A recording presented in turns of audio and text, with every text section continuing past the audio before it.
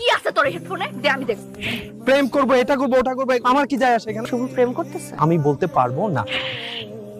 কুত্তার মতো অন্যের বাসার নিচে কি করছ তুই? দোস্ত তুই আমার মাফ করে দে। তোর আমি ড্রাঙ্ক হয়ে একদিন কিছু কথা বলছিলাম না? আমি তোকে বলছিলাম আমি তোকে পছন্দ করি, শুধু ফ্রেন্ড হিসাবে না, তার থেকে আরো অনেক বেশি অনেক বেশি পছন্দ করি। বলি নাই আমি তোর জন্য আমার ভার্সিটির ম্যাডামের কাছে বকা পর্যন্ত শুনছি, যা মুখ আসছে তাই বলছে পুরোটা ক্লাসের সামনে। আমি কিচ্ছু বলি নাই, কারণটা তোর কারণে বলছে, বিকজ আই লাভ ইউ।